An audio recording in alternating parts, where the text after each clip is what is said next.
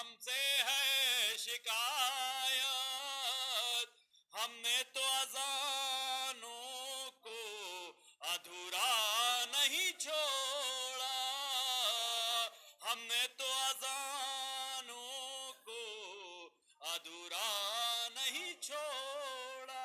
اب میں آواز دے رہا ہوں علی جناب مولانا شبر واحد صاحب کو، اور مجلس کو خطاب فرمائیں۔ نعرہ حیدری، نعرہ سلوات۔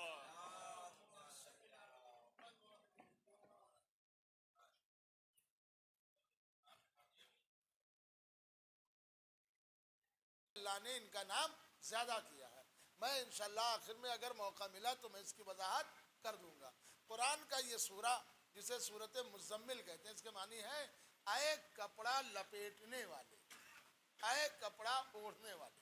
دیکھیے اللہ نے نبی کا اپنے نام کم لیا ہے، لیکن جس کنڈیشن میں پیغمبر ہوتے تھے اسی میں آواز دے دیتا ہے۔ اے چادر اوڑھنے والے، اے کملی والے، اے کپڑا اوڑھنے والے، اے کپڑا لپیٹنے والے، اے یاسین، اے سردار۔ اب آپ متوجہ ہے، یا ایھا الرسول بلغ، اے میرے رسول۔ نام محمد قرآن میں صرف 4 بار آیا ہے۔ آج سوچیے، وہ یہ چاہتا ہے کہ میں اپنے محبوب کا نام نہیں، اس کے القاب کے ساتھ اس کا ذکر کروں گا۔ اور نبیوں میں جو نبی گزرے ہیں ان کا ڈائریکٹ اللہ نے نام لیا، اے موسیٰ، اے عیسیٰ۔ دیکھیے قرآن میں اگر آپ غور کریں تو بہت کچھ ملے گا۔ آپ کہیں گے کیسے؟ ہمارے اور آپ کے چھٹے امام حضرت امام جعفر۔ اب میں یہ دیکھنا چاہتا ہوں کہ آپ کہاں تک پہنچ رہے ہیں۔ اس نے کہا فرزند رسول یہ بتائیے، اللہ نے جو یا ایھا الذین آمنو بہت بار آیا ہے، آپ سمجھیں گے یا ایھا الذین آمنو کہا، تو کیا یہ جو یا ایھا الذین آمنو اے ایمان لانے والوں، اس میں کیا منافق شامل ہیں جو اللہ پکار رہا ہے، خطاب کر رہا ہے قرآن؟ تو چھٹے امام نے فرمایا بے شک اس میں شامل ہے۔ ہاں فرزند رسول یا ایھا الذین آمنو اے ایمان لانے والوں، اس میں منافق شامل ہیں؟ کہاں بے شک شامل ہے۔ کہ مولا یہ کیسے؟ کہا جیسے اللہ نے کہا تھا اے میرے ملائکہ آدم کو سجدہ کرو، تو جیسے ملائکہ میں ابلیس شامل تھا، جیسے ملائکہ میں ابلیس شامل تھا، تو خطاب اگر ابلیس سے نہیں تھا اور سجدہ نہیں کیا، اسے نکالا کیوں؟ اس کا مطلب ملائکہ میں ابلیس بھی شامل تھا۔ تو جب ابلیس شامل تھا تو اسے اللہ نے نکالا کیوں؟ کہ نکالا اس لیے کہ جب اللہ کے حکم کے خلاف عمل کیا تو اللہ نے اسے نکالا۔ اب آپ سمجھے، اسی طرح اللہ نے یا ایھا الذین آمنو کہا ہے، اے ایمان لانے والوں۔ اب جو نبی کے مشن کے خلاف کام کرے گا اسے نبی بھی اپنے گھر سے نکالیں گے۔ اب جو محمد کے ملاحظہ کریں، جو اللہ کے آسمان سے نکالا گیا اس میں ہی قابل لعنت، جو محمد کے مکان سے نکالا گیا وہ بھی قابل لعنت۔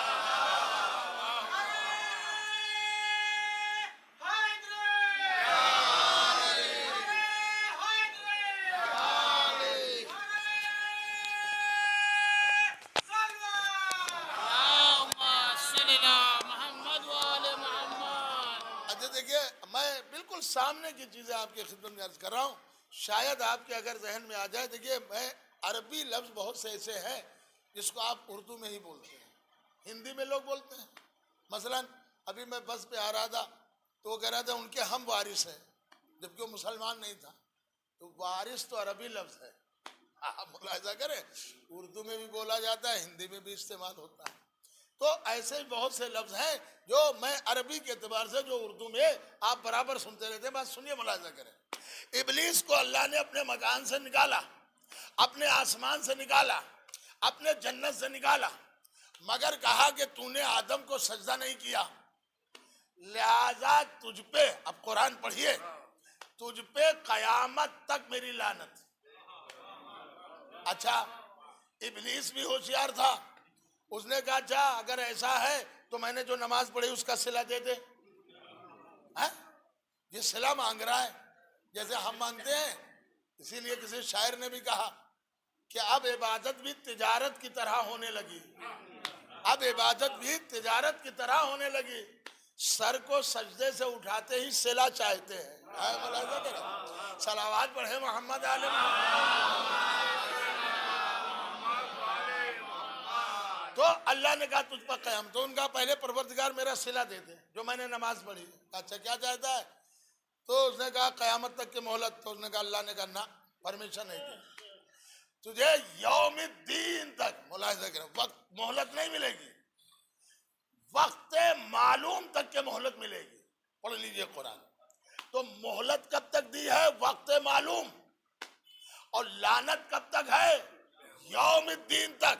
ہائے ہائے ہائے.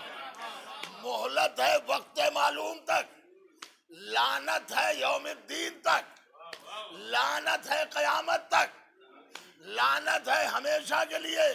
اب یہ وقت معلوم سن لیجئے تو سمجھ میں آ جائے. معلوم ہے تو عربی لفظ, مگر آپ اردو میں بھی استعمال کرتے ہیں. آپ کہیں گے کیسے؟ معلوم اسے کہتے ہیں جس کا علم آپ کے ذہن میں پہلے ہو. جیسے اب سن لیجئے, آپ نے نکاح کبھی دیکھا ہے؟ ہوتے ہوگا نہیں دیکھا ہوگا, دیکھا نا. تو کیا پڑھتے ہیں؟ انکاہ تو موکلتی, موکلے کا علل مہر المعین المعلوم. یہی معلوم معلوم آتا ہے. یہ نکاح میں یہی کہا جاتا ہے جو مہر معین ہوا ہے وہ آپ کے علم میں ہے. تو کہتا ہے قبلت النکاح لموکلی علی المہر المعلوم. ہمیں جو مہر معین ہوا اس کا علم ہے. تو معلوم کے معنی ہے جس کا علم پہلے سے ہو. ہائے ہائے کیا سن رہے ہیں بھائی؟ نکاح اب ہو رہا ہے اور مہر کا سارا مسئلہ آدھا گھنٹہ پہلے 10 منٹ پہلے طے ہو چکا. اسی کو کہا جاتا ہے کہ مہر کی مدت معلوم ہے, یہ معلوم. تو کہتا معلوم. تو معلوم کے معنی جس کا علم پہلے سے ہو. وہ کہا صاحب یہ سامان لے آئیے گا لکھنؤ سے, یہ بھی لے آئیے گا. اچھا سن لیا. وہ کہا صاحب معلوم ہے. تو معلوم کا مطلب جس کا علم پہلے سے ہو. اب سنیے آپ کو اور مزہ آئے گا. اللہ نے کہا تم نکل جا میری بارگاہ سے, تجھ پر یوم الدین تک لعنت, قیامت تک لعنت, روز جزا تک لعنت. اچھا لعنت کہاں کر رہا ہے؟ وقت معلوم تک نہیں, یوم الدین تک, قیامت دن کے دن تک. اور مہلت اللہ نے کب تک دی ہے؟ وقت معلوم تک. الا وقت المعلوم. تجھے وقت معلوم تک کی مہلت دی گئی. تو مہلت ملی ہے وقت معلوم تک. اب پڑھ لیجیے جا کے کتابوں میں وقت معلوم کیا ہے. یہ وقت معلوم امام زمانہ کے ظہور کا ٹائم. صلوات پڑھے محمد علیہ. اب اس کے بعد کوئی بدی نہ رہے گی, کوئی گناہ نہ رہے گا, کوئی بہکانے والا ہی نہیں رہے گا. ابلیس کو بھی قتل کر دیا جائے گا, ابلیس کو بھی موت آ جائے گی. بس سنیں کہ ملاحظہ کریں. تو وقت معلوم یہی ہے اور یوم الدین وہاں ہے. جملہ سنیے گا. تو اس نے کہا وقت معلوم تک میں مہلت چاہ رہا ہوں. اللہ نے کہا منظور کیا. کہا مگر تجھ پہ قیامت تک کی لعنت ہو, یوم الدین تک کے لعنت ہو, آخرت تک لعنت ہو. تو یا اللہ جب ابلیس اس وقت تک زندہ ہی نہیں رہے گا. ارے کیا سنا ہے؟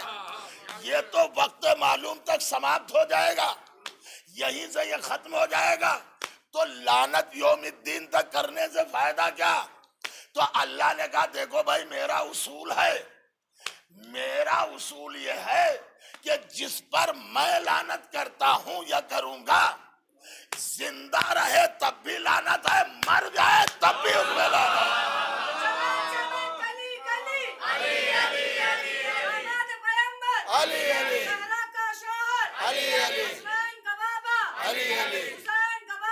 علی علی علی علی علی علی کعبے کی زینت, علی علی مسجد کی زینت, علی علی کعبے میں ولادت, علی علی مسجد میں شہادت, علی علی جبریل کا ٹیچر, علی علی ابو طالب کا بیٹا, علی علی ٹھوکر سے جلا دے, علی علی سورج کو پلٹا دے, علی علی مرحب کو ہمارا, علی علی انتر کو ہمارا, علی علی خیبر کو اکھاڑا, علی علی تینوں سے آگے, علی علی نعرے حیدری. نعرے سلوات. ایک اور باواز بلند صلوات پڑھیں محمد. دیکھیے آپ کسی اور طرف متوجہ نہ ہوئیے گا, اب تک تو ہماری آواز پہنچی رہی نا, اتنا کافی ہے. تو قرآن کا سب سے بڑا مسئلہ ہے کہ آپ قرآن کو پڑھیے اور قرآن کو سمجھیے. اسی لیے معصوم نے فرمایا ہے ہمارے سارے فضائل تو قرآن میں. قرآن کے جو ہمارے فضائل ہیں وہ تم مٹا بھی نہیں سکتے. اور یہ بھی یاد رکھو قرآن ہم سے الگ ہو ہی نہیں سکتا. ہم قرآن سے الگ ہو ہی نہیں سکتے. اگر تم دلیل چاہتے ہو تو دیکھیے میں مصاحب نہیں پڑھا ہوں. دیکھو میں نیزے پہ رہوں گا تب بھی قرآن پڑھوں گا. ملاحظہ کریں میں نیزے پہ رہوں گا تب بھی قرآن پڑھوں گا. مولا حسین آپ قرآن کیوں پڑھ رہے ہیں؟ دیکھیے محرم کے ایام ہیں, اربعین قریب ہے. کہا زمانے کو بتانے کے لیے کہ دیکھو ہم سب کے سب ہیں معصوم. اگر گلا کٹ بھی جائے, جسم سے الگ بھی کر دیا جائے, پھر بھی جو ہم بولتے ہیں وہ قرآن بنتا ہے, ہزیان نہیں ہوتا ہے. صلوات پڑھے محمد.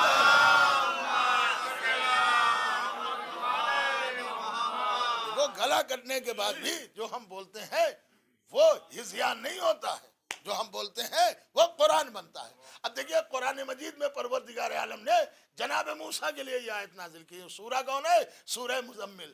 اے میرے رسول ہے کپڑا لپیٹنے والے, مجھے معلوم ہے کہ گرمی ہے تو آپ کا ذہن ادھر سے ادھر جائے گا ضرور, لیکن میں آپ سے صرف اتنا کہہ رہا ہوں اگر صرف کربلا کو یاد کر لیں تو یہ گرمی ہوا ہو جائے. صلوات پڑھیں محمد آل محمد. ہماری دنیا حیدری. اچھا عزیزو, ابھی میں نے جمعے کے خطبے میں ایک چیز بیان کی تھی اسی اربعین کے سلسلے میں. دیکھیے کل شب لگ جائے گی اربعین, آج 18 ہے, کل شب لگ جائے گی. بس اتنا آپ سمجھ لیجئے کہ آپ نے پڑھا ہے کہ جنت میں نعمتیں ہی نعمتیں ہوں گی. کیا ہوگا مومن جب جنت میں جائے گا؟ جس پھل کا تصور, جس چیز کا تصور وہ اس کے سامنے حاضر ہوگی. یعنی جس نعمت کا ہم تصور کریں اور ہمیں مل جائے وہ وہی جگہ تو جنت ہے. آج نجف سے کربلا اتنے دسترخوان لگے ہوئے ہیں کہ آپ جو تصور کریں آپ کو وہی مل جائے گا. اس کا مطلب جنت دو حصے کا نام ہے. ایک وہ جنت جو آسمان پر ہے, ایک وہ جنت جو زمین پر ہے. جو زمین پر جنت ہے اس کا نام ہے کربلا. ارے صلوات پڑھے محمد علیہ.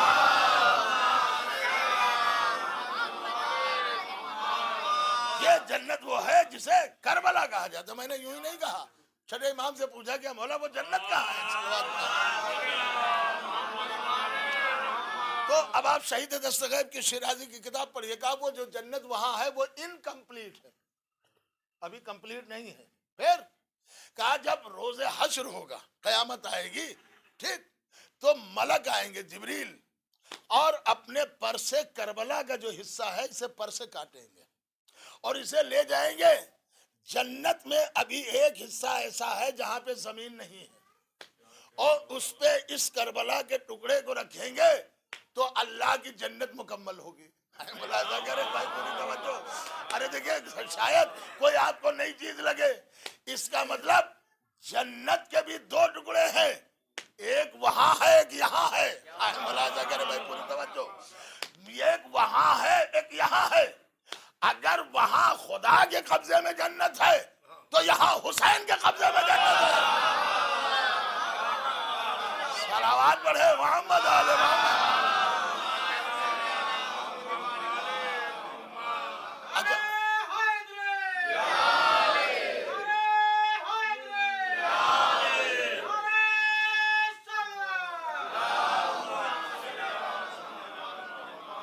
یہ آپ کبھی اس پر غور کریں کہ یہ جو کربلا ہے یہ ہمارے جنت کا حصہ ہے, ایک جنت کا نمونہ ہے. اب جو میں دلیلیں دینے جا رہا ہوں آپ کی خدمت میں اسے پھر آخر میں دوں گا. ابھی قرآن کی اس آیت کو دیکھیے کہ جس میں اللہ نے کہا, ایک صلوات اور پڑھیں محمد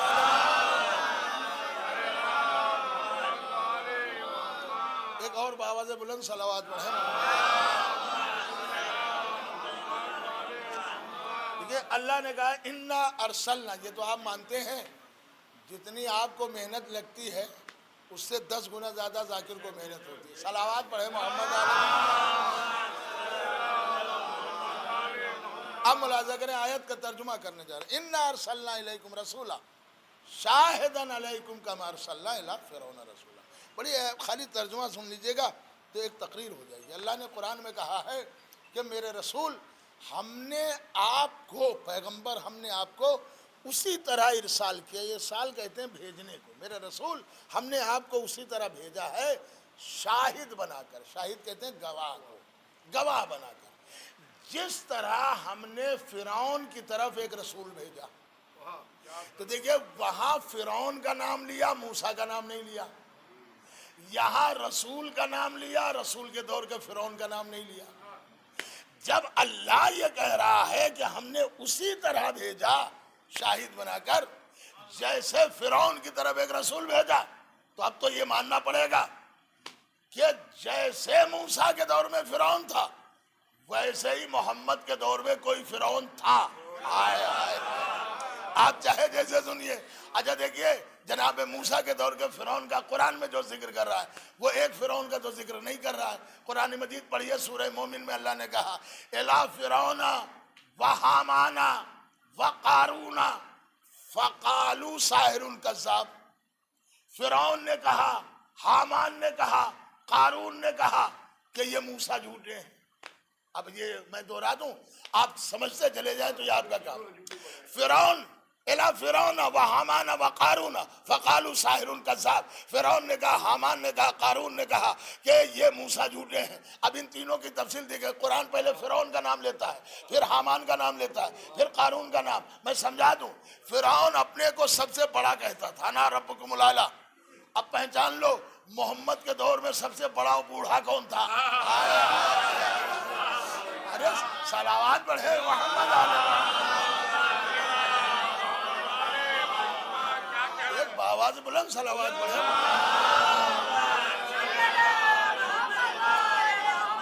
मैं नाम तो नहीं लेता, लेकिन ये हकीकत है कि जब पानी ऊपर से गिरता है तो नशेब में ही भरता है। मलाइका करे। तो फिरौन कह रहा था अना रब्बुकुमुल आला, मैं तुम्हारा सबसे बड़ा हूँ, मैं तुम्हारा सबसे बड़ा। अब भी न समझे हो तो मजहर साहब सहारनपुरी का जुमला अर्ज करता हूँ जो उन्होंने किताब में लिखा कि जो 4 खलीफा बने, मुझे इससे कोई तरह नहीं है, तारीख में है, हम झुटला नहीं सकते, किताबों में है, तारीख में है। अच्छा, इनमें 4 खलीफा में अव्वल दोम सोम और मौला अली 4 हो गए। ये सिर्फ पहले खलीफा का मसला है कि जब ये खलीफा बने थे तो इनके वालिद भी जिंदा थे, वरना किसी खलीफा के बनने पर उसके बाप जिंदा नहीं थे। तो इन्होंने अपने बाप को खत लिखा जबकि ताइफ में थे कि अब्बा हमें खिलाफत मिल गई, हम खलीफा बन गए। अगर खत ये मौजूद ना हो किताब में, मैं ज्यादा नहीं कह रहा हूं, मैं साकिरी छोड़ दूंगा। मजहर हुसैन साहब क़िबला ने अपनी किताब तारीख़ अमीरुल मोमिनीन में लिखा कि जब अपने बाप को, हर आदमी जब ओहदा मिलता है तो अपने बुजुर्गों से जिक्र करता कि अब्बा मैं खलीफा बन गया, तो उधर से खत का जवाब आया, जो जुमले हैं वो सुन लीजिए। कहा मेरे लाल तुम में कोई अहलियत तो थी नहीं और डिग्री भी तुम्हारे पास कोई थी नहीं, तो तुम खलीफा बन कैसे गए? आए आए भाई, अहलियत भी नहीं थी, तुम्हारे पास कोई डिग्री नहीं भी थी, तुम ऐसे भी नहीं थे, तुम खलीफा बन के कैसे गए? तो इससे फिर खत का जवाब दिया, कहा अब्बा न हम अहलियत की वजह से बने, न डिग्री की वजह से बने, हम तो उम्र की वजह से बने। हाय हाय हाय, इसलिए कि मैं उम्र में सबसे बड़ा। अरे भाई, फिरौन भी तो कह रहा था मैं सबसे बड़ा। अब हवा कर दिया। देखिए अजीब बात मैं अर्ज कर रहा हूं। तो अब जो ये भेजा, कहा बाबा हम जो खलीफा बने हैं वो डिग्री की वजह से नहीं, अहलियत की वजह से नहीं, ना और किसी काम की वजह से, मैं इनमें सबसे ज्यादा बुजुर्ग था, इसलिए मैं खलीफा बन गया। तो फिर ताइफ से खत बात भेजा, दूसरा खत उन्हीं के बाप ने, कहा मेरे लाल अगर मुसलमानों में खिलाफत इतनी सस्ती है कि जो बुजुर्ग हो जाए वो खलीफा, जो बड़ा हो जाए वो खलीफा, तो ये खिलाफत तुम्हारे बजाय मुझे मिलना चाहिए, क्योंकि मैं तो तुम्हारा बाप हूँ। सलावत पढ़े मोहम्मद आले मोहम्मद।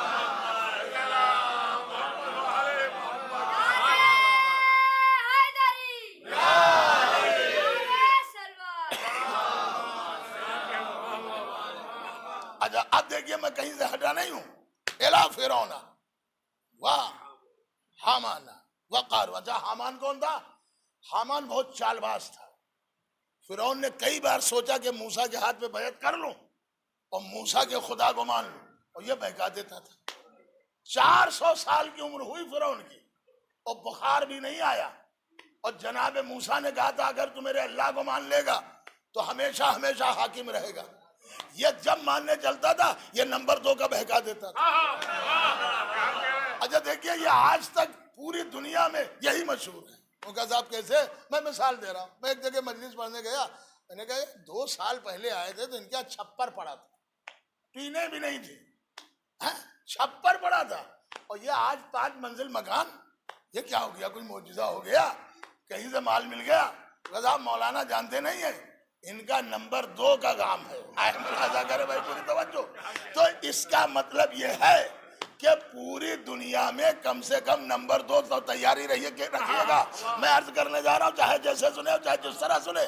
تو عزیزو یہ بار بار کہتا تھا مگر یہ بہکا دیتا تھا۔ اب عزیزو اب تیسرا کون ہے؟ قارون۔ قارون کون تھا؟ یہ بڑا دولت مند۔ قارون کے 40 گدھوں پہ تو خزانے کی کنجیاں چلتی تھی، اور اسی لیے میر انیر صاحب نے بھی کہا لوگ سمجھتے ہیں دولت سے عزت وقتی مل سکتی ہے لیکن ہمیشہ کی عزت کردار سے ہوتی ہے۔ اسی لیے میر انیر صاحب نے بھی کہا ہے کہ قارون کا خزانہ ہو تو عزت نہیں ملتی، قارون کا خزانہ ہو تو عزت نہیں ملتی، دولت سے کمینے کو شرافت نہیں ملتی۔ شرافت پڑھے محمد آل محمد۔ دیکھیے جو قارون کا خزانہ ہو تو عزت نہیں ملتی، دولت سے کمینے کو شرافت نہیں ملتی۔ اچھا دیکھیے یہ بھی میں عجیب بات آپ کی خدمت میں عرض کر رہا ہوں، دولت سے عزت انسان کی چند دن تک ہے، اور کردار سے کی عزت ہمیشہ ہمیشہ کے لیے۔ میں موقع نہیں ہے ورنہ دلیلیں بھی آپ کی خدمت میں عرض کرتا، ورنہ آپ کی خدمت میں بیان بھی کرتا کہ کس کو اللہ نے ہمیشہ ہمیشہ کے لیے عزت دی ہے۔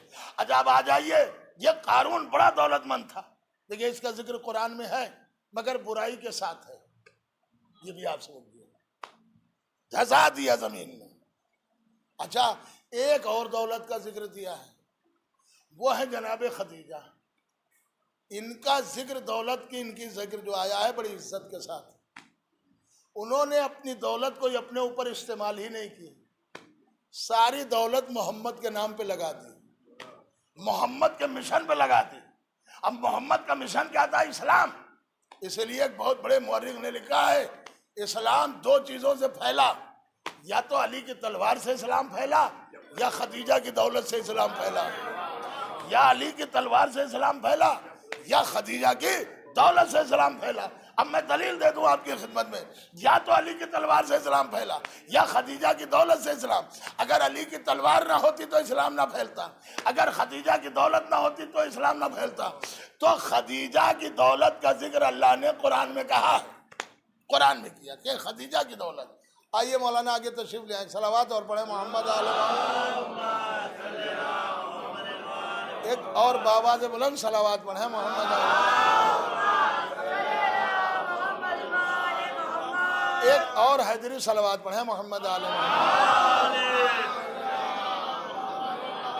دیکھیے عجیب،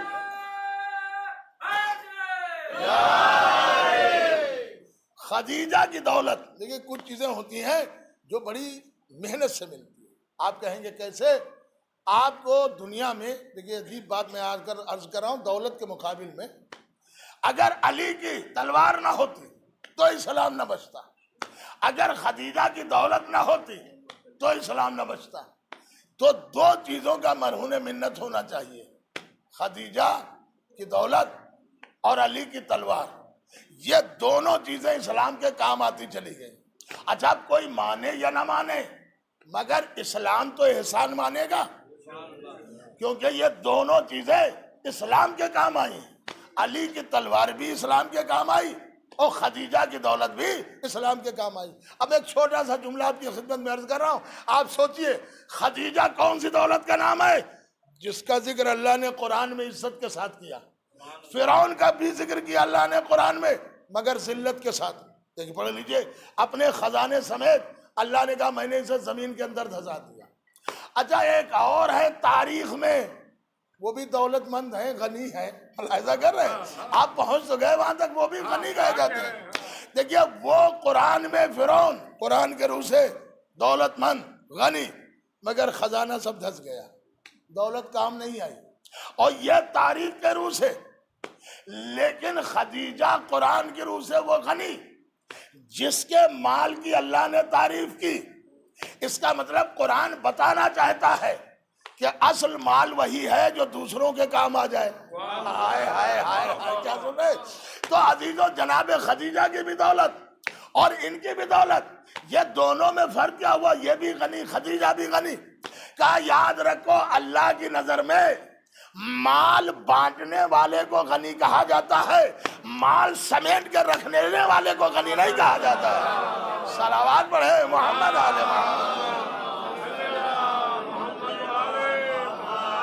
تو عزیزوں، میں عرض کر رہا تھا کہ دیکھیں جناب موسیٰ اِنَّا أَرْسَلْنَا إِلَيْكُمْ رَسُولًا، یہ موسیٰ کون ہے کہ جن کے لیے اللہ نے ذکر کیا ہم نے اسی طرح بھیجا جیسے ہم نے پیغمبر آپ کو بھیجا۔ تو موسیٰ کا پیغمبر سے کوئی تقابل ہی نہیں۔ اچھا آپ دیکھیے، فرعون نے کہہ دیا کہ میں پیدا نہیں ہونے دوں گا، کس کو؟ اس بچے کو۔ بس سن لیجئے، زحمت تمام کر۔ یعنی حکومت یہ رنگ لائی کہ موسیٰ پیدا نہ ہونے پائے، لیکن خدا نے کہا تو صحیح، اگر تیرے محل میں موسیٰ نہ پلے تو میں بھی خدا نہیں ہوں۔ اچھا یہ بھی آپ یاد رکھیے، ہمارے ہاں لوگ کہہ دیتے پبلک، یہ یاد رکھیے گا، عوام کچھ نہیں ہوتی ہے، اصل لیڈر ہوتا ہے۔ اگر لیڈر اچھا ہے، حاکم اچھا ہے، تو موت کے کنویں سے بھی نکال کے لے چلا جائے گا۔ یعنی اگر راہبر اچھا ہے، اب دلیل سن لیجیے اسی میں، بھائی موسیٰ نے عصا مارا اور دریا میں راستہ بنا۔ اب عزیزوں سنیں کہ موسیٰ نے عصا مارا، دریا کا پانی رکا، راستہ بنا، آگے آگے موسیٰ اور پیچھے پیچھے ان کے جانشین جناب یوشع، اور اس کے بیچ میں پوری امت اسی راستے سے نکل گئے۔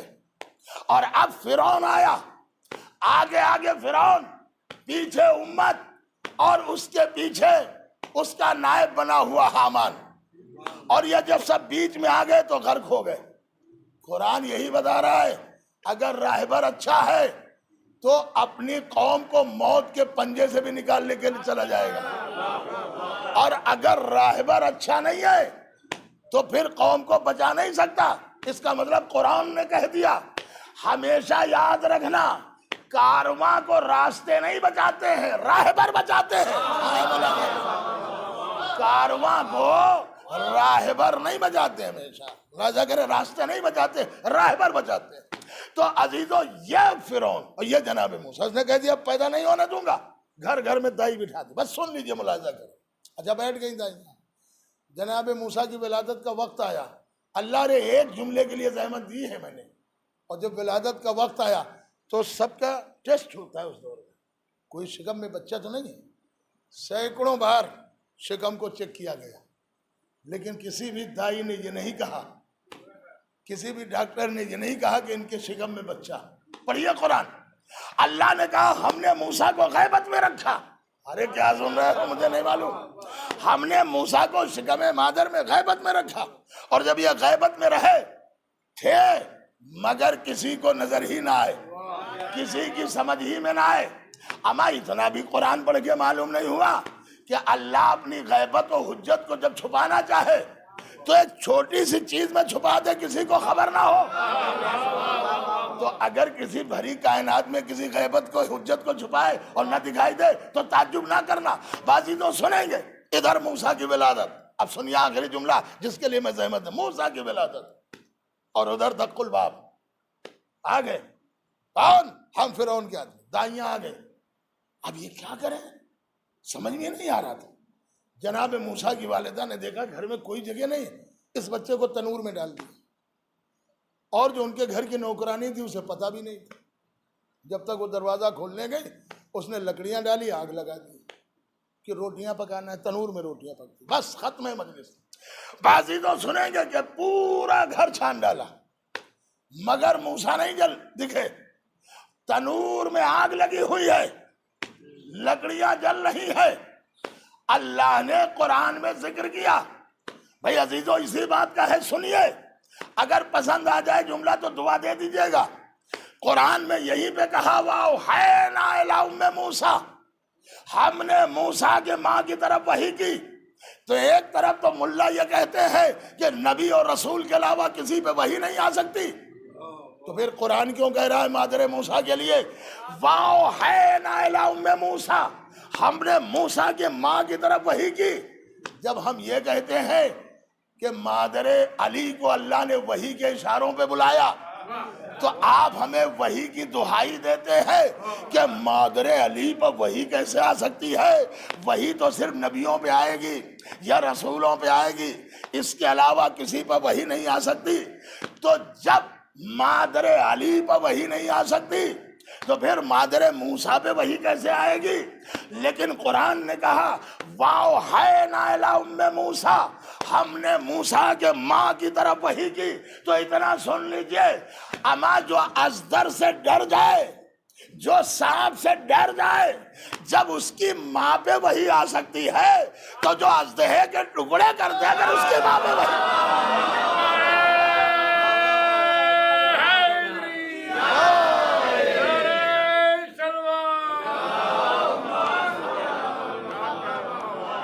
ایک بآواز بلند صلوات پڑھیں محمد.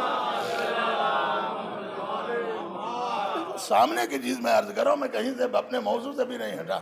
تو مادر موسیٰ, ایک عجیب بات میں عرض کر رہا ہوں, اب تنور میں کون, اب انہوں نے دیکھا لوگ چلے گئے چلا گیا, اور انہوں نے کہا ہائے میرا بچہ جل گیا ہوگا. لیکن جب قریب گئے تو دیکھا موسیٰ آگ سے کھیل رہے. وہ ابراہیم کے لیے آگ گلزار ہوئی, جوانی میں, یہ بچپن میں موسیٰ کے لیے آگ گلزار ہوئی. آپ سمجھیے یہ دونوں وہ نبی ہے جن کو اللہ نے قرآن میں شیعہ کہا. ابراہیم کو بھی اللہ نے شیعہ کہا, موسیٰ کو بھی اللہ نے شیعہ کہا, اور قرآن نے بتا دیا جب بھی شیعہ جائے گا اس کا آگ سے امتحان ہوگا. ملاحظہ کر رہے ہیں, دیکھیے موسیٰ کا بھی آگ سے امتحان ہوا, جناب ابراہیم کا بھی آگ سے امتحان ہوا. اب نتیجہ بھی آپ کی خدمت میں عرض کروں گا. جناب موسیٰ کس میں تھے؟ تنور کے اندر. میں کہوں گا موسیٰ روئے ہوتے, ایک غار بنا ہوا, تنور بھی ایک بچے کے لیے تو غار کے مثل ہے, نہ روئے نہ بولے. آپ کہیں گے کیسے؟ دو میں منظر لا رہا ہوں. جب فرعون کے دربار میں پہنچے, فرعون کو شک ہوا یہ وہی بچہ ہے جس نے تماچا مارا, تو آگ اور جواہر. اب کدھر بڑھے؟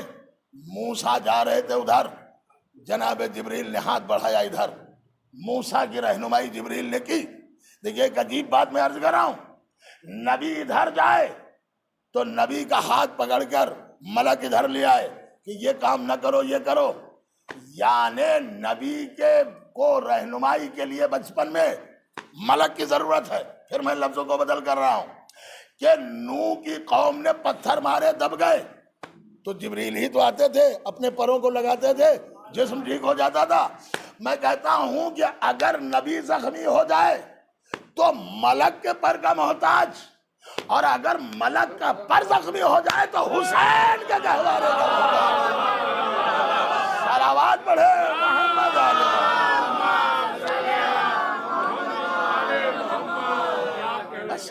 آپ سمجھیے تو جناب موسیٰ سے کہیں کہ یا اللہ یہ موسیٰ روئے کیوں نہیں؟ آواز آئی تمہیں معلوم نہیں کہ میں گہرائی میں تھا, میں غار میں تھا.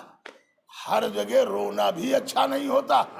اگر میں روتا تو دشمن ہمیں جان جاتے, میری ماں کو بھی خطرہ ہوتا, نبوت کو بھی خطرہ ہوتا. اس کا مطلب غار میں جان کے نہ رونا یہ محبت کا ثبوت ہے. آئے مجھے کہاں تک پہنچے؟ بس عزیزو آخری جملہ عرض کر رہا ہوں. میں کہتا ہوں جتنا رونا قیمتی ہے اتنا ہی سونا قیمتی ہے. آپ کہیں گے کیسے؟ مگر بعض اوقات سونا قیمتی ہو جاتا ہے. آپ کہیں گے کیسے؟ جو کبھی نہ سویا ہو آج جب سو جائے گا تو اس کا سونا قیمتی ہو جائے گا. میں مولانا سے لے کر عوام تک مجھے تاریخ میں صرف مولا علی کے 2 بار سونے کا ذکر ملتا ہے. ایک بار سوئے ہیں تو ابو تراب کا لقب ملا، اور ایک بار سوئے ہیں تو نفس اللہ کا لقب ملا۔ ارے صلوات پڑھے محمد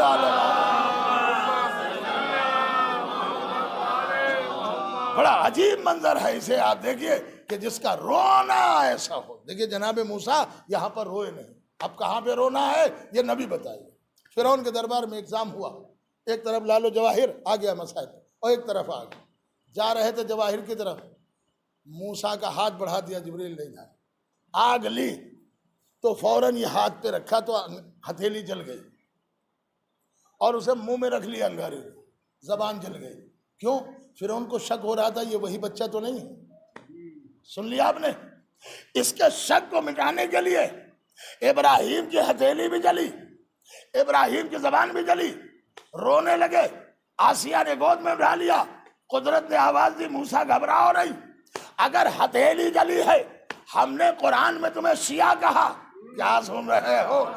ہم نے قرآن میں تمہیں شیعہ کہا، وہاں بچپن میں آگ سے نہ جلے، آج آگ سے جلے، تو وہاں نہ جلنا بھی معجزہ تھا، ہائے ہائے ہائے، یہاں جلنا بھی معجزہ ہے۔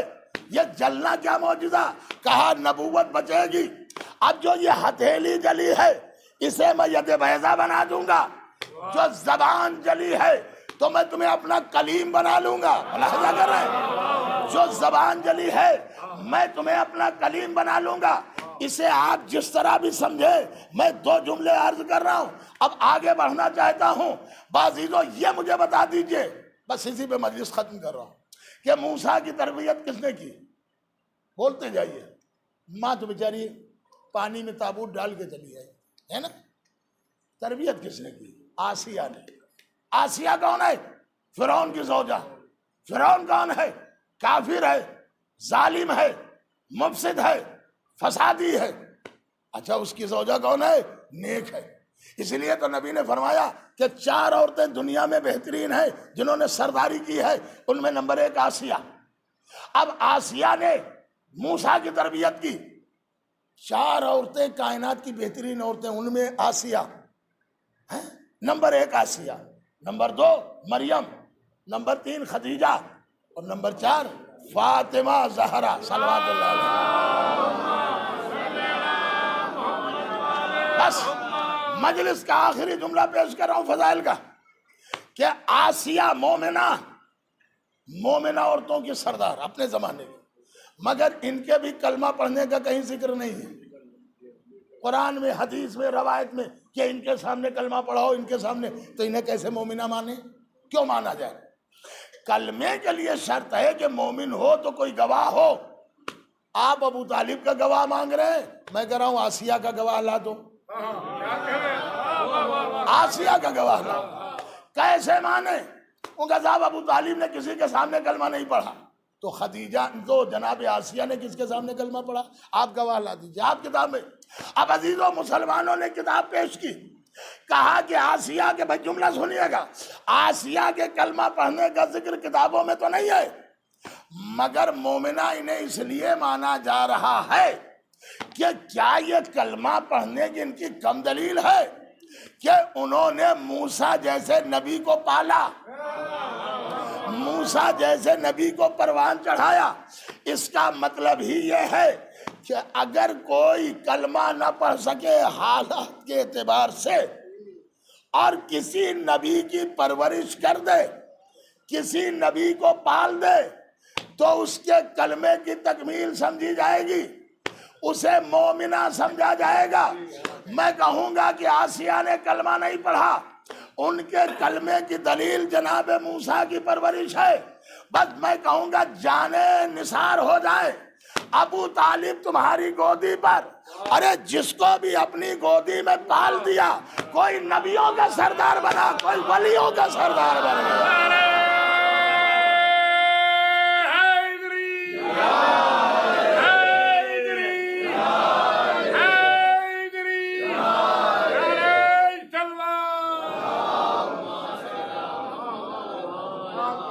بس عزیزو یہی وہ تھے جنہوں نے دین کو پہچانوایا۔ لیکن نبی نے فرمایا 4 عورتیں دنیا میں، بس عزیزو ان 4 عورتوں میں ایک جناب آسیہ، اور دوسرے جناب مریم اور تیسرے جناب خدیجہ اور چوتھے فاطمہ زہرا. یہ وہ مومنہ جنہوں نے اسلام کو بتایا.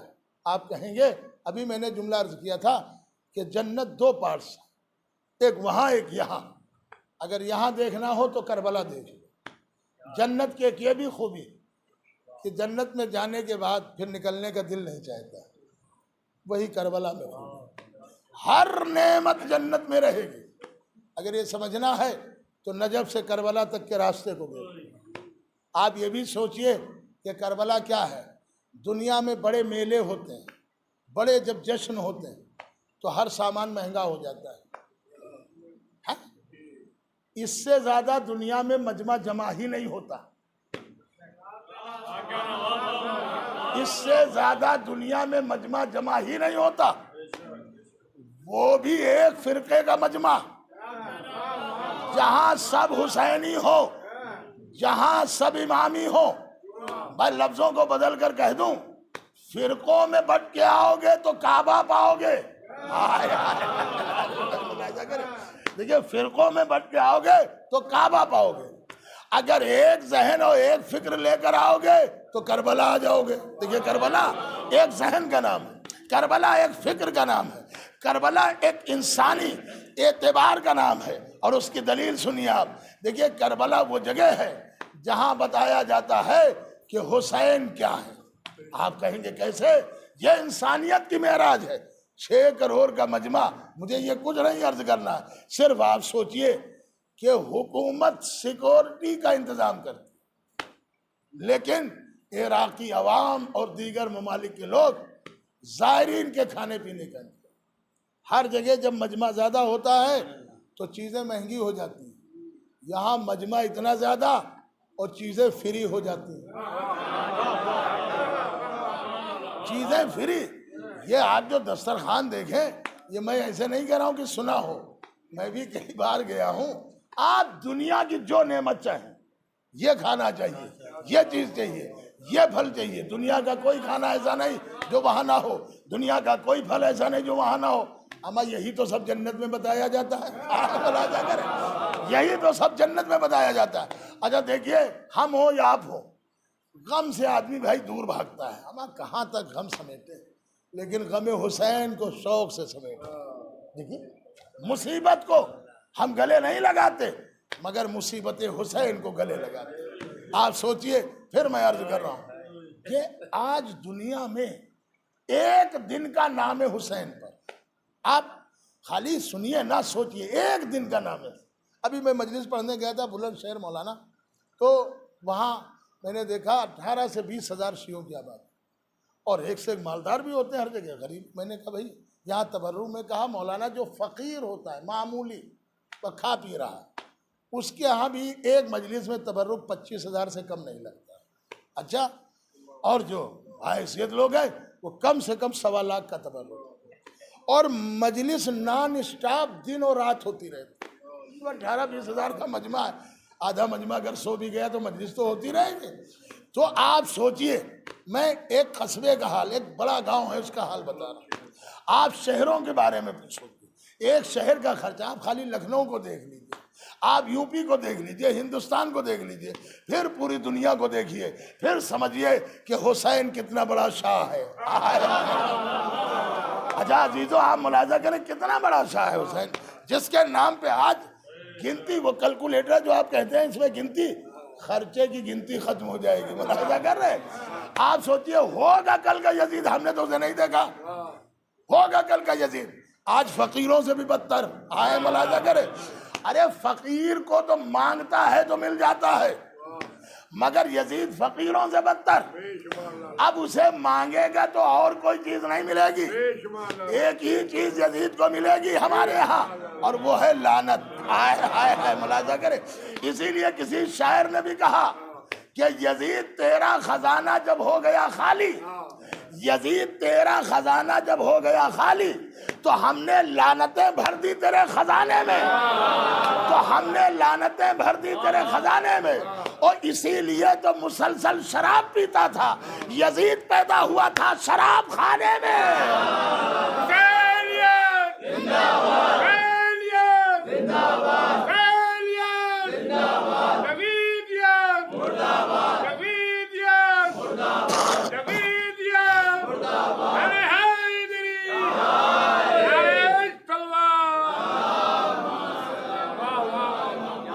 بس عزیزو آپ کبھی اس پہ غور کیجئے کہ جب تعزیہ کسی کے گھر سے نکلتا، کسی کے گھر سے تعزیہ نکلتا تو نکلتا تو ہے، لیکن گھر کی عورتیں تعزیہ نکالیں یا مرد باہر سے تعزیہ لیں، بہت جگہ یہ بھی تابوت اور تعزیہ کے، تو اس گھر کی عورتیں بھی رو رو کے کہتی ہیں مولا جو حق تھا وہ ہم ادا نہ کریں،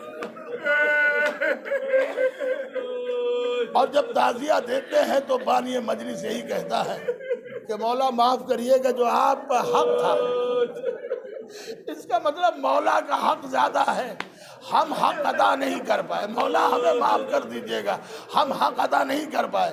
عزیزو آج 18 صفر ہے، کل 19 اربعین کی شب لگے گی، آپ جانتے ہیں کہ نجف سے کربلا پیدل جا رہے ہیں، آپ سوچئے یہ پیدل چلنے والے جب تھک جاتے ہوں گے تو کیا سید سجاد یاد نہ آتے ہوں گے؟ آوازیں بلند ہو رہی، پیدل چلنے والے جب پیدل چلتے ہوں گے تو کیا ستائی ہوئی سکینہ یاد نہ آتی ہوگی؟ آج نام حسین پہ پیدل چل رہے ہیں، ہم نے کتاب میں پڑھا 1400 میل علی کی بیٹی کو چلنا پڑا، اللہ 1400 میل، 1400۔ آپ میپ میں دیکھ لیں، آج بھی لکھا ہے کہ اس طرح گھما گھما کے شہزادیوں کتنی بازاروں سے کتنے شہروں سے گزارا گیا، اور جس شہر میں جاتے تھے ان پہ پتھر پھینکے جاتے تھے کہ یہ باغی کی بہن آئی ہے۔ جزاکم ربکم۔ میں نے کتاب میں پڑھا ہے کہ شہزادی زینب یہ 1400 میل کا سفر رکوع کی حالت میں طے کیا، رکوع کی حالت میں۔ کیوں؟ اس لیے جب کھڑی ہوتی تھی تو بچوں کا دم گھٹتا تھا اور بیٹھے بیٹھے چلا نہیں جا سکتا تھا، لہذا رکوع کی حالت میں۔ ڈاکٹر انیتا رائے نے بھی لکھا ہے کہ شہزادی زینب کو جب رہائی مل گئی تو رہائی تو مل گئی مگر کمر جو جھکی تو سیدھی نہ ہوئی۔ اللہ اللہ، جو کمر جھکی تو شہزادی زینب کی کمر سیدھی نہ ہوئی۔ بس عزیزو سنو گے، یہی وجہ ہے کہ ہم نے کتابوں میں بھی پڑھا ہے۔ اور دو چیزیں اور عرض کر رہا ہوں کہ جب یہ نجف سے لوگ پیدل جاتے ہیں کربلا، 80 سے 85 کلومیٹر ہے، 3 سے 4 دن میں جاتے ہیں، پہنچتے ہیں، لیکن کوئی آرام کرنا چاہے آرام کر سکتا ہے، کسی کو تماچے نہیں مارے جاتے ہیں، کسی کو ایک ساتھ چلنے پر نہیں کہا جاتا ہے۔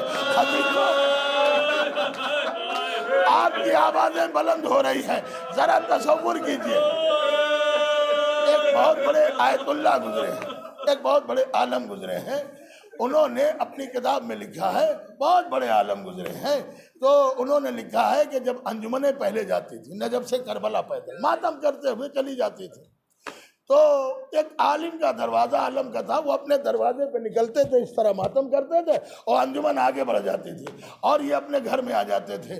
بعضیزو ایک بار ایک انجمن نوحہ پڑھ رہی تھی، عربی میں نوحہ ہوتا ہے، اور یہ عالم اپنے دروازے کے پاس اس طرح ماتم کر رہے تھے، کیا دیکھا کہ انہوں نے اپنا امامہ اتار دیا، اپنی ابا کو اتار دیا اور بیچ انجمن میں آ گئے، کپڑوں کو اتار دیا اور دونوں ہاتھ سے ماتم کرنے لگے، اور اتنے بلند ہاتھ سے ماتم کر رہے تھے اور کہتے جا رہے تھے یا حسین یا حسین یا حسین یا عباس یا حسین، بس دو ہی جملے کہہ رہے تھے، یا حسین یا عباس، بس یہ گرنے کے قریب ہے کہ بے ہوش ہو جائیں گے۔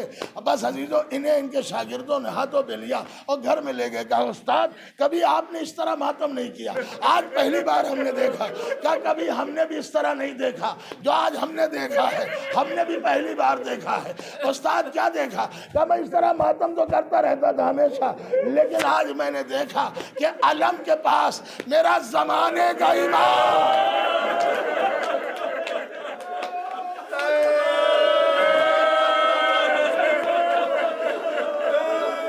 علم کے پاس میرا زمانے کا امام اپنے امامے کو اتارے ہوئے گریبان جا کیے ہوئے بلند آواز سے امام کہہ رہے ہیں واہ حسینہ واہ عباس साथ। अल्लाह आपको किसी गम में न रुलाए सिवाय गमे मजलूम करबला के। अजीजों, हमारे घरों से जब ताजिया निकलता है तो ऐसा लगता है कि घर से मैयत निकल रही है। अजीजों सुनेंगे, मैं ज़हमत तमाम कर रहा हूँ। मैंने किताबों में पढ़ा है कि दुनिया में ऐसी रुखसत नहीं हुई। मैंने किताब में पढ़ा करबला में 3 रुखसतें बड़ी अहम थी। एक रुखसत अली अकबर थी, एक रुखसत अब्बास थी, एक रुखसत हुसैन थी। बाजी तो सुनेंगे ये रुखसत कैसी थी। इसमें सब ने अलग अलग रुखसत किया। एक बार शहजादी ज़ैनब ने रुखसत किया। जब हुसैन ने लिबास पहन लिया तो शहजादी ज़ैनब आगे बढ़ी, कहा भैया जरा गले से गुलूबंद हटाइए। हुसैन ने गले से गुलूबंद हटाया और ज़ैनब ने गले के बोसे लिए और एक बार बकी का रुख किया। कहा अम्मा गवा रहिएगा, मैंने आपकी वसीयत पे अमल करूँ। कहा बहन ये क्या है? कहा अल्लाह ने आखिर में कहा था, ए मेरी बेटी ज़ैनब जब हुसैन ऐसा लिबास मांग ले तो समझना अब जिंदा वापस ना आएगा। मेरी तरफ से हुसैन के गले के बोसे ले लेना। वो हुसैन कहते हैं बहन जरा शानों से रिदा तो हटाइए। बस ज़ैनब ने रिदा हटाई, हुसैन ने बाजुओं के बोसे लिए। हाय मेरी बहन ज़ैनब। कहा भैया ये क्या है? कहा बाबा ने आखिर वक्त कहा था कि ज़ैनब के बाजुओं में रस्सी बांधी जाए। बड़ा अजीब मंजर है। बस अजीजों सुनेंगे, ये पहली रुखसत हो गई। अब दूसरी रुखसत हुसैन में 2 जुमले सुनिए, ज़हमत तमाम कर रहा हूँ। दूसरी रुखसत हुसैन की वो है जो जनाब सकीना की रुखसत कही जाती है। बेटी को रुखसत किया और किस तरह रुखसत किया कि मैंने किताब में पढ़ा है कि हुसैन का जुलजना भी आगे न बढ़ा, मगर जब जुलजना ने इशारा किया तो देखा कमसिन बच्ची अपने बाबा से लिपटी हुई है। अजीजों सुनेंगे, सकीना को भी रुखसत किया। हाँ अजीजों, अब मैंने किताब में पढ़ा, खतीब अकबर से अक्सर ये जुमला मैंने सुना, मरहूम हो गए, कि वो कहते थे हुसैन की सब छोटी बड़ी करबला में 7 बहनें थी।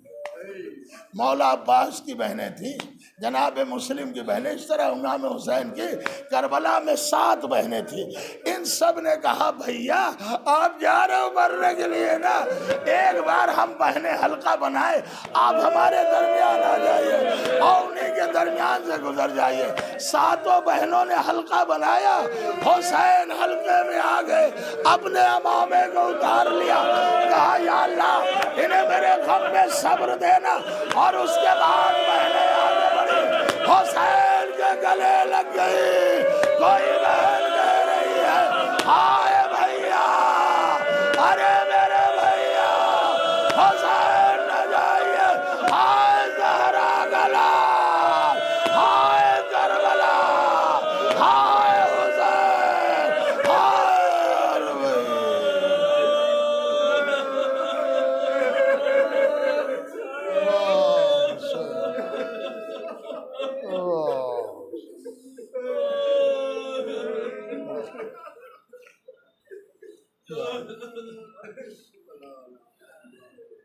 बारला तुझे वास्ता मोहम्मद आले मोहम्मद का हमारी इस मुख्तसर से इबादत को कबूल फरमा। जो बीमार हैं उन्हें शफ़ाए कामिला अता फरमा, जो मकरूज़ हैं उनका कर्ज़ अदा फरमा। या अल्लाह बानियान मजलिस और सामीन मजलिस के दिली और नेक मुरादों को पूरा फरमा। पूरी दुनिया में जहाँ जहाँ मोमिनात मौजूद हैं जान माल इज़्ज़त की हिफाज़त फरमा। या अल्लाह जो ज़ायरीन करबलाए मौला ज़ियारत अरबईन के लिए पहुँच चुके हैं, जो रास्ते में हैं, जो घर से निकलने की तैयारी में हैं, उन सब की जान माल की हिफाजत फरमा। या अल्लाह हाज़रीन में जितने भी मोमिनीन मौजूद हैं सबको ज़ियारत हुसैन नसीब फरमा। या अल्लाह इमाम ज़माना के ज़हूर में ताजील फरमा, हम सबको उनके अंसार में शुमार फरमा।